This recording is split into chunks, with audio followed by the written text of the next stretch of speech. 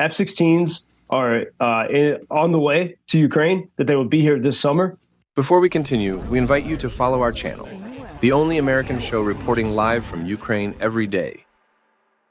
Joseph Lindsley standing by in Kyiv today. And Joe, after your very kind of troubling and somber report yesterday, we had a number of emails and texts. Let me just share some of them with you.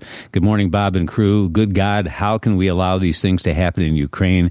Thank you, Bob and WGN, for supporting Joseph. Please don't lose your enthusiasm for Joe Lindsley and his tireless daily reports. I'm wondering, why don't you mention the Ukrainian Freedom News website to your listeners anymore? Huge thank you and hugs to you and Joseph. And finally, this one.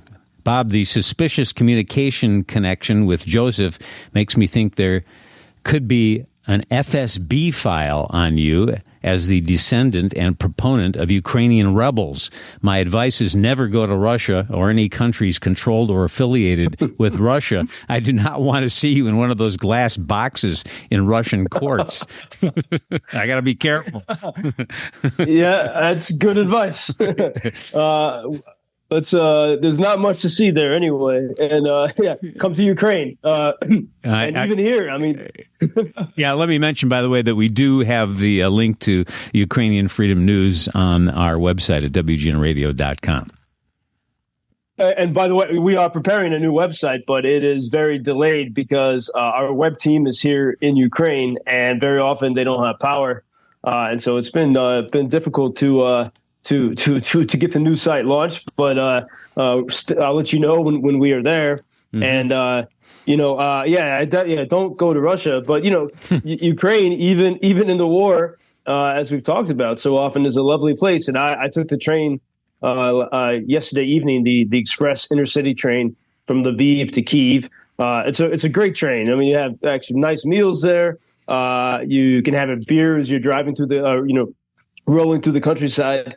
It takes about 6 hours to get to Kyiv, and I arrived here late last night. And this is a city wounded, especially from what happened on Monday. But still, it's full of life and energy, and everyone's talking about where they were, what they went through on Monday, which was one of the most horrific days that the city has seen. But still, it's a lovely place, and this morning I was taking a run through the city, through this park that I started at one of the ancient churches, St. Sophia, one of the oldest churches in Europe. And from there, I ran down to a park on a bluff overlooking the Dnipro River, the Church of St. Michael. And there's a beautiful park there, and it's you see the city in its summer glory. And as I was running, I passed, there was a Catholic church, and the doors were open, and I heard this chanting.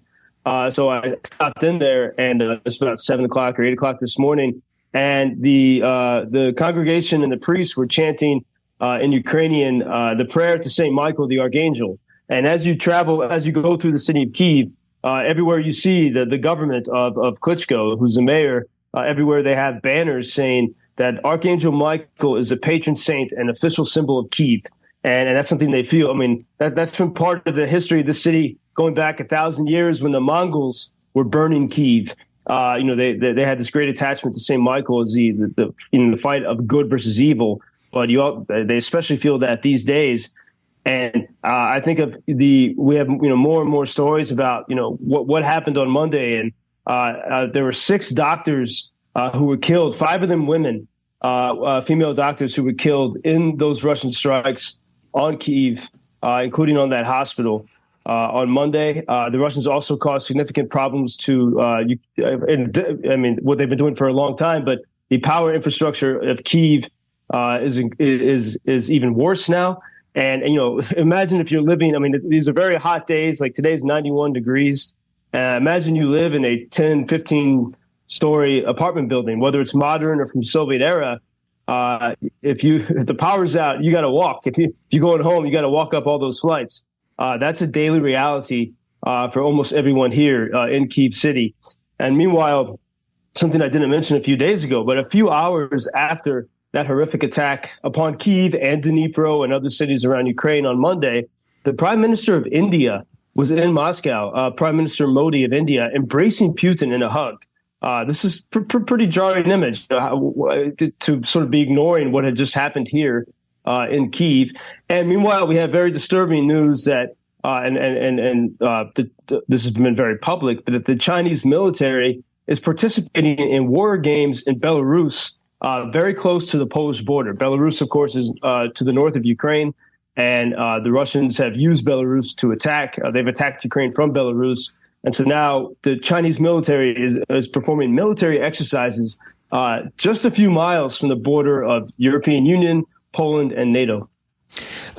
Joseph, I heard National Security Coordinator John Kirby yesterday say that this war in Ukraine is going to end with some sort of negotiation. That's how it'll finally end, and that's going to be up to President Zelensky. And so far, he has held steadfast to not wanting to give back any of the territory Russia has now claimed. That's the big sticking point, isn't it? Yeah, and I think first, anyone who says that it's up to President Zelensky fundamentally does not understand Ukraine. I mean, Ukraine is extremely democratic. That's why they had the Orange Revolution in 2004, but then especially the Maidan Revolution in 2014. And the Maidan is the main public square through which I ran today of Kyiv. And there's there's always, because of what Ukrainians have done, they've kicked out corrupt regimes in the past. And there's always a threat to anyone in power that the people will take to the Maidan, even in the wartime. And it's the people of Ukraine that don't want to surrender. There was a moment in 2022, maybe 2 months into the full-scale invasion, when President Zelensky put out the idea as a suggestion that maybe there could be, maybe we could deal with the Crimea question later. And Ukrainians, they started on social media saying no. And so the president had to respond to, he represents the people. And that's something that if you know anything about Ukraine, you would know that it's the people who refuse to negotiate. And I think part of that is because they realized from 2014 to 2022, after Russia took Crimea and after Russian-backed separatists took places in Donbass, there were tons of negotiations. They had the famous Minsk Accords, in which Germany, France, and the United States were involved, and there were 8 years of negotiating. And what that did is it gave all the while Russia was preparing for what it's doing now. And so there's not really an appetite for that. And there's understanding that if you negotiate, you're simply giving Russia time to prepare for continued takeover of Ukraine. And we've seen so far two different messages coming out of the United States during the NATO summit. You have what John Kirby, Pentagon spokesman, Bob, the comment you just mentioned, but he also said he was asked once again by a reporter if, will the White House give Ukraine permission to hit Russian bases on Russian soil from which they attack Ukraine? And he said, no, we don't want, he uses that word escalation. We don't want to escalate this. We don't want World War III. So that's what John Kirby says. But at the same time, Anthony Blinken, Secretary of State, who spent a lot of time here in Ukraine, he said that F-16s are on the way to Ukraine, that they will be here this summer. A lot of people suspect that he would not have said that if they were not already here. And so maybe at last, there are F-16s here.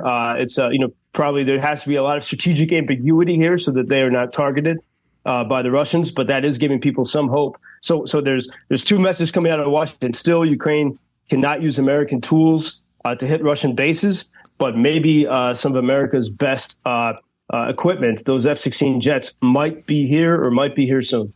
Strategic ambiguity is right. Joseph Lindsley in Kyiv today. Thanks, Joseph. Very interesting as always. We'll talk to you tomorrow. Thank you for introducing Ukraine on your social media pages. That's very important that much more people can get more information about the situation here and how everybody can help Ukraine to stay stronger and to save all the world. Что он сказал? Well, which side are you on? На чьей ты стороне? Come on now. Oh, which side are you on? На чьей ты стороне?